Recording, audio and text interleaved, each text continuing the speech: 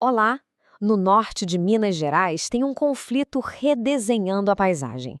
E é uma história que já começa com uma coisa meio esquisita, uma contradição. Um deserto que é verde. Pois é, como assim um deserto ser verde? Essa é a pergunta que guia toda a nossa análise de hoje. Parece uma loucura, né? Mas é exatamente isso que está acontecendo por lá. É o que se desenrola quando a lógica do progresso industrial bate de frente com o jeito de ver que está ali há séculos. Então, o mistério se resolve assim.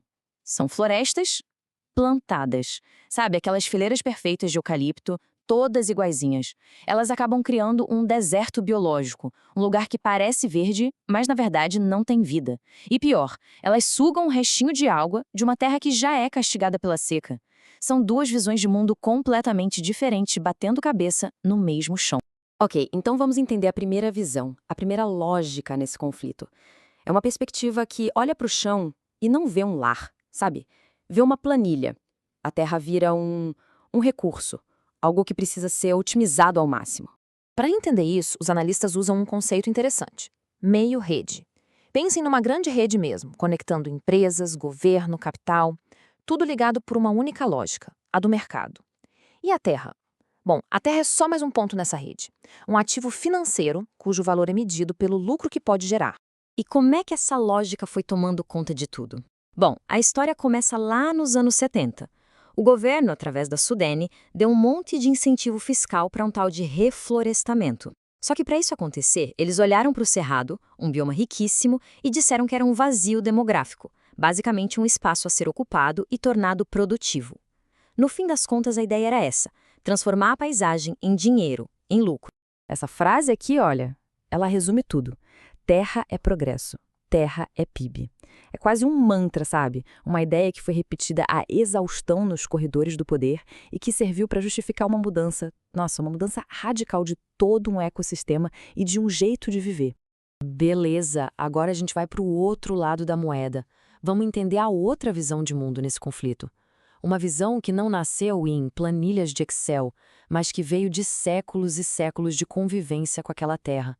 É o que a gente pode chamar de sabedoria do chão. E essa outra forma de enxergar as coisas também tem um nome: meio-campo. E aqui, a lógica é completamente diferente. Nada existe sozinho, tudo está interligado. Uma nascente de rio, por exemplo, não é só um recurso hídrico, não. Ela é parte da comunidade, faz parte da história, do sagrado daquele povo. A terra não tem um dono, ela é a base que sustenta todo mundo. E para essas comunidades, os geraizeiros, as terras de uso comum, que eles chamam de gerais, são a vida deles. É dali que vem o alimento, é a farmácia natural deles, é onde o gado pasta livre, onde a água brota.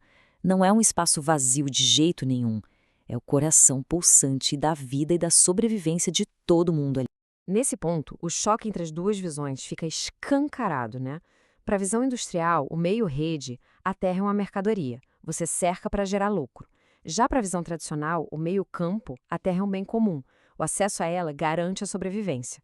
São dois jeitos completamente diferentes de entender o mundo, tentando ocupar o mesmíssimo espaço. O conflito, gente, era e ainda é inevitável. Mas olha, não é só um conflito entre pessoas. Tem um terceiro elemento nessa história: um juiz que não ouve argumentos, a própria terra. E o veredito que ela dá é duro, é implacável. E os pesquisadores dão um nome para essa perspectiva também: meio-fluxo. É como se fosse a voz do próprio ecossistema falando. Pensa bem, o ciclo da água não está nem aí para o PIB. O solo não negocia com incentivo fiscal. Ele não argumenta, ele simplesmente reage. E a reação da terra ao eucalipto é drástica. Essas plantações são como umas bombas d'água gigantes, sabe? Elas sugam água do lençol freático num volume que o semiárido coitado simplesmente não consegue repor. Não tem como. O resultado disso a gente vê e a gente ouve. Ou melhor, deixa de ouvir. Veredas, nascentes que sustentaram famílias por gerações e gerações secam. E nos lugares onde antes tinha o som de passarinho, de bicho, agora o que reina é o que os próprios moradores chamam de silêncio opressor. A vida simplesmente vai embora. Essa analogia que eles usam nossa, é perfeita. O eucalipto avançando é como uma malha de ferro que esticam sobre um organismo vivo. Imagina isso. Uma malha que por cima parece proteger o investimento, né? Mas que na verdade está sufocando tudo que está vivo embaixo. impedindo a terra de respirar, de se mover, de viver. Mas essa história não é feita só de destruição, não. Pelo contrário, ela é também uma história de uma resistência incrível. A luta por um futuro diferente está acontecendo agora, nesse exato momento, nesse chão que foi cercado. E não é uma luta de hoje, viu? É uma briga que já dura décadas. Começou lá atrás com a chegada silenciosa das máquinas e hoje ela acontece tanto nos tribunais quanto no campo, fisicamente mesmo, com as comunidades tentando retomar as terras que sempre foram delas. A luta, no fundo, é para poder continuar existindo ali. E aqui tem um conceito que é a chave para entender tudo isso: resiliência ontológica. Parece complicado, mas a ideia é simples. A luta não é só pelo pedaço de terra físico, é uma luta pelo direito de existir do seu próprio jeito, com a sua própria visão de mundo. É uma forma de dizer: ei, o nosso jeito de ver o mundo, o nosso meio-campo, é tão válido quanto o de vocês. É, na verdade, uma luta pela alma daquele lugar.